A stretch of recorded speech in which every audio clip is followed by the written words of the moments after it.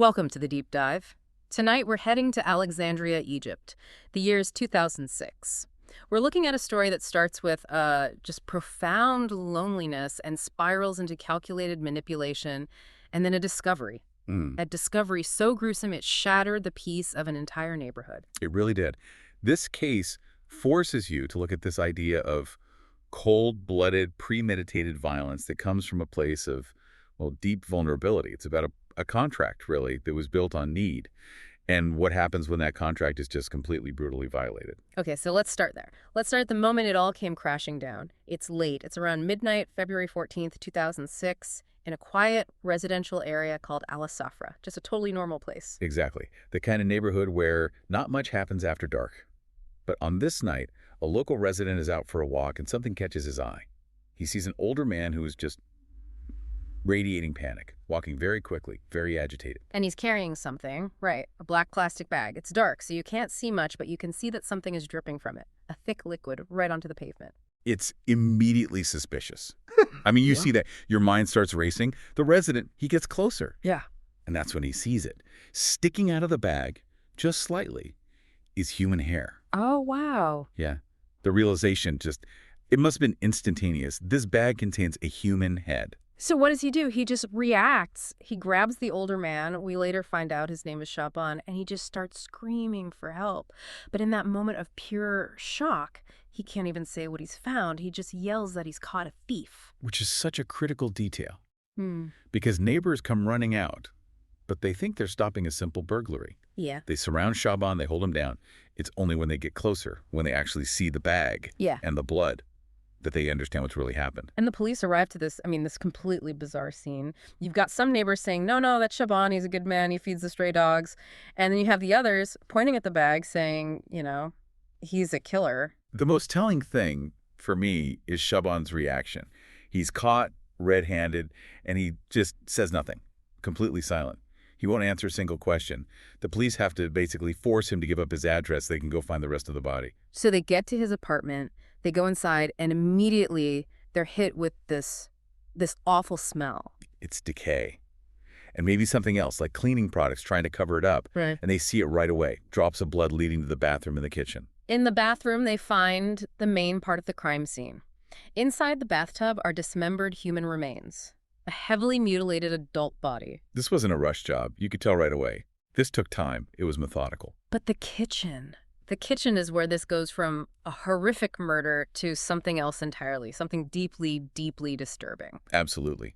Because they find more remains stored in the refrigerator and freezer. Now, that's cold. It's calculated. It's about preserving the evidence to buy time. But then? Then on the stovetop, they find a pot.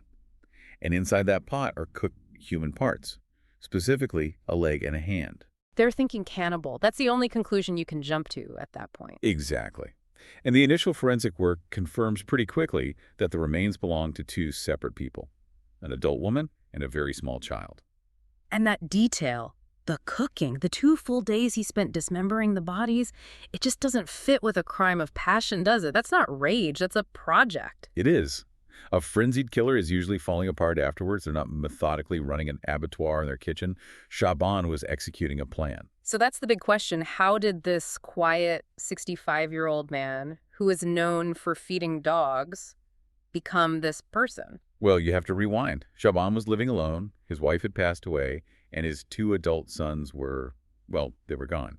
Married, living their own lives. They almost never visited. So he's financially fine, but completely isolated, a kind of affluent loneliness. Very much so. His only hobby was making fish tanks, just something to fill the silence. He was desperate for some kind of human connection. And a friend suggests he hire a female assistant, someone to help clean, cook, just be there.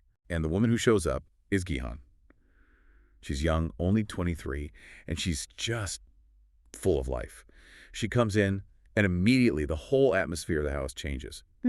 She's joking, laughing. For Shaaban, it's like the house is alive again. He gets attached very, very quickly. He sees her as witty, clean, reliable, everything he's been missing. But while he's getting emotionally dependent, Jihan is making a very different kind of assessment. She's sizing him up. Completely. She sees he has money, and crucially, his sons are nowhere to be found. There's no one looking out for him. He's the perfect target. And her own past, I mean, at just 23, she'd already been married 3 times. 2 of them unofficial, 1 official. All of them ended badly. She had 2 kids already who were living with their fathers. She was under, immense pressure. But she knows exactly how vulnerable he is, and she makes her move. Yeah. It's a brilliant piece of manipulation, really. It is. She goes to him, says she's quitting, says she's gotten this amazing marriage proposal, and she's going to go live like a lady, never work again. It was all a lie, of course. And it works perfectly. He's panicked, terrified of losing her. He blurts out that he loves her and asks her to marry him. But he gives her one condition, a very important one. He says because of his age and his sexual dysfunction, the marriage has to be on paper only, no physical intimacy. It's a contract. It's a contract. And Jihan agrees instantly, no hesitation. Just like that, she goes from being the hired help to the lady of the house. And for a while, it seems to work. Until a few months later, Jihan announces she's pregnant. Which, for Shaaban, is just impossible. He knows it's impossible. He confronts her. But instead of backing down, she goes on the attack, a ruthless attack. She accuses him of being senile, says he has Alzheimer's, and he's just forgetting that they've been intimate. And then comes the real threat.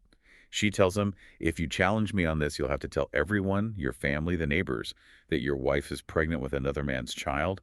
The public shame would be unbearable for him. So he backs down. He actually forces himself to believe her lie because the truth is just too humiliating to face. She gives birth to a boy, Bilal.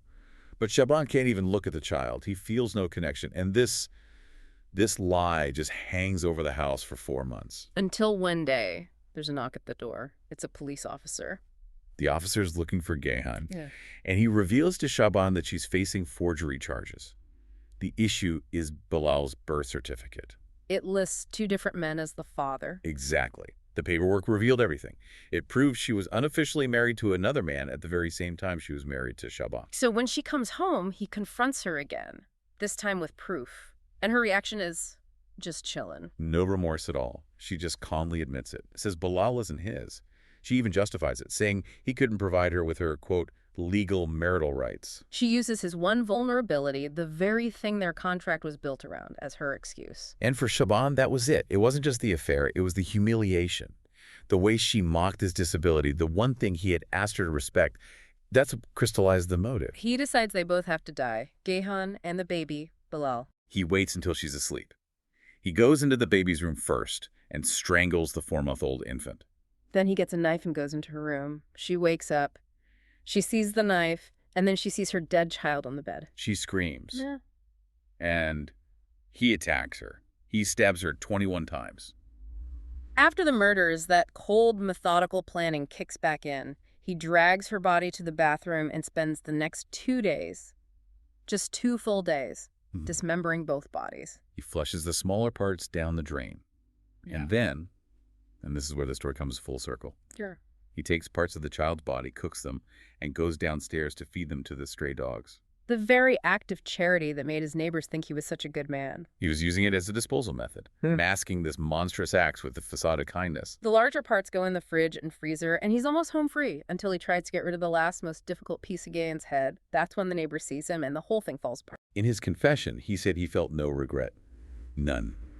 He was very clear that her crime wasn't the cheating, it was the humiliation. She violated their contract. He'd even called her family and told them they were going on a trip to celebrate the birth, just to buy him some time. The level of planning is just. Right. It's not a normal killer. This is someone who lost all emotional control, but found it again in the cold logistics of a cleanup. And you look at Jihan, too. She was offered a stable life, everything she said she wanted. But she chose deception instead. It makes you wonder if some people just can't live without creating conflict. And the most incredible part is that this was all discovered by accident, a complete fluke. If that neighbor had walked by a minute earlier or a minute later, Shaaban might have gotten away with it. It really makes you think, doesn't it, about what could be happening behind the closed doors on any quiet residential street. How a simple act of charity you see every day could be hiding something truly monstrous.